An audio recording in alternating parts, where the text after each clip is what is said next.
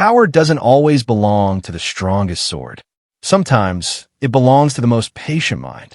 Today, we step into feudal Japan, a world of honor, betrayal, silence, and strategy. This is Shōgun, based on the legendary novel by James Clavell, and brought to life in this modern adaptation starring Hiroyuki Sanada and Cosmo Jarvis. Shōgun is not just a historical drama. It's a masterclass in political warfare. The story begins with a storm. An English navigator, John Blackthorne, washes ashore in Japan, a land completely foreign to him. Different language, different rules, different understanding of honor. At first, Blackthorne believes he understands power. He comes from a world driven by conquest and dominance. But in Japan, power moves differently. It whispers, it waits, it calculates. And at the center of this silent storm stands Lord Toranaga. Toranaga is not loud. He is not reckless. He is patient, while rival lords attempt to corner him politically. He plays a long game, sacrificing small pieces to win the entire board.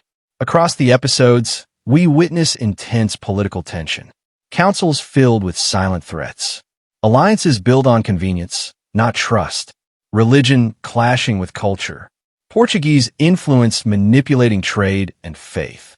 But here's what many viewers didn't fully understand. Shōgun is not about East versus West. It's about adaptation. Blackthorne survives not because he is strong, but because he learns. He studies the language. He observes the customs. He slowly abandons arrogance. Meanwhile, Toranaga studies people the same way a general studies terrain. Every smile hides strategy. Every delay has purpose. One of the most powerful elements in this series is Mariko. Through her, we see the emotional and spiritual cost of loyalty. She carries faith, duty, and personal conflict all at once. Her arc is tragic, but necessary, because Shōgun constantly reminds us. In this world, duty comes before desire.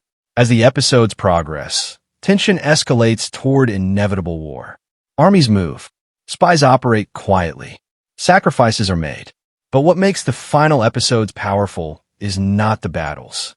It's the restraint. Toranaga wins not because he fights the most, but because he waits the longest. And that's the deeper message many people missed. The show is not glorifying war. It is glorifying patience. It is showing that true power is not emotional. It is controlled. Now let's talk about what I personally loved. First, authenticity. The commitment to Japanese language and culture gives the series weight and realism rarely seen in Western productions. Second, Hiroyuki Sanada's performance. His presence alone commands the screen. Minimal words. Maximum authority. Third, cinematography. Every frame feels intentional. Cold landscapes reflect cold politics. But I'll be honest about something I didn't fully enjoy. The pacing can feel slow, especially for viewers expecting constant action. This is not an action-driven series. It's dialogue-driven, strategy-driven, and some side characters could have received more development.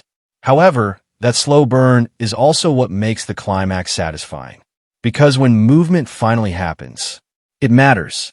Before I close, let me ask you, was Toranaga truly honorable, or simply the smartest manipulator in the room? Did Blackthorne evolve out of respect, or survival instinct? And finally, in a world ruled by duty, is personal freedom even possible? Shōgun is not just a historical drama.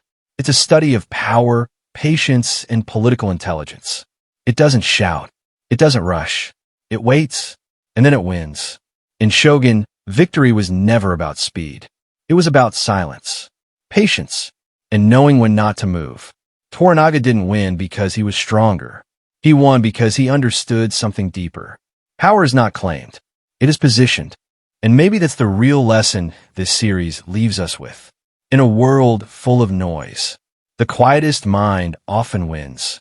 So before you leave, ask yourself, if you were on that council floor, would you survive the politics? Or would you be sacrificed for someone else's strategy? Because stories like this aren't just meant to entertain. They're meant to sharpen the way we think. And when a story deserves that level of attention, you already know where to find it. This is Astro Real Talk. where strategy meets story.